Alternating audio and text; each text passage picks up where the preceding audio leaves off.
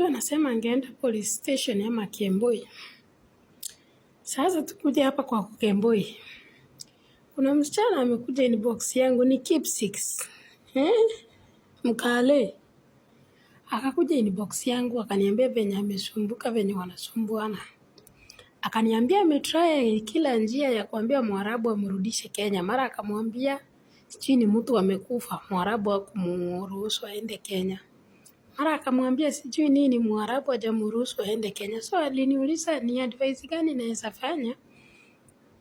Nifanye basi ndio niende Kenya. Nikamwambia Mwarabu haisikukuachilia hapa Oman. Hata ukimaliza hiyo 6 months unasema bado Mwarabu haisikukuachilia. So tena nikapata tena ametuma siku nyingine message eti si uni connect ni Kemboi. Sababu sasa hata nikienda Kenya naenda kusumbuka, naenda kufanya kazi ya 5K. Nikamwambia mimi kutoka mara ya kwanza nilikwambia Ukemboi utafute pesa. Lakini ukasema unataka kwenda Kenya. Tena ni nini nakuleta kwa Ukemboi? Eti nimeona hivyo. Nikamwambia basi nitakupea namba ya dalala muongee na yeye. Atakutumia driver akuchukue, hautalipa pesa. Unangoja ufike mpaka kwa nyumba ndio ulipe pesa. Si msichana ndio ananiambia eti mimi niingie ndani ya gari ya driver niende kumchukua. Eti simkuje na driver. Nikamuuliza nikuje na driver aje? Eti nikuje na driver ndio ninaamini. Nikamuuliza so nitatoka kazi mali nafanya 2 hours niende mpaka Muscat. Ningie kwa gari ya huyo driver nikuje kukuchukua wewe. So sasa kuna wanawake wengine hapa nje hawana akili kumbe. Kwani kutoroshwa ni lazima yule mwenye nakutorosha akuje ndani ya gari? Sure. Nimemwambia pesa alipi. Anakujiwa anatuma location, driver akiwa nje ataambiwa, akiingia kwa gari ataambiwa, alafu akifika kwa dalala ndio atalipa hizo pesa. Bado anataka tuende na yeye mpaka. So mimi niko kwa nyumba nimekaa na ngoja msichana mwenye na Kemboi nienda kumchukua ama niko kazi. Wasichana mnikome, watu wenye mchachanuka hamna akili mungepaki Kenya.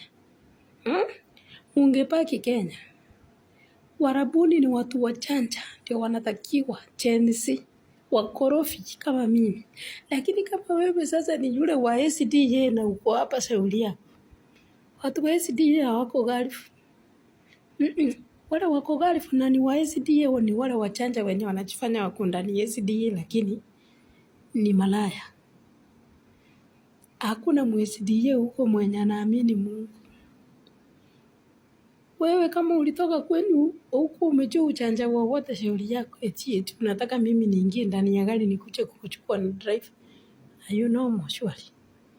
Are you normal? Kama hujui Kemboi ni nini ulikuja kufanya nini gari? Gari si ya wavivu. Gari ni ya watu kama sisi. Tunaweza ua mtu. Sasa mimi kama unakuja inbox yangu usiniambie ujinga wako, niambie eti niingie ndani ya gari ya driver nikuje kukuchukua. Hiyo umavi sifanyi. Unaona ninawapea connection na mnilipi, nimewaomba pesa. Kuna msichana nimepea namba ya dalala akatoroshwa akafika nikamuomba pesa. Mimi hapana. Siwaombangi pesa.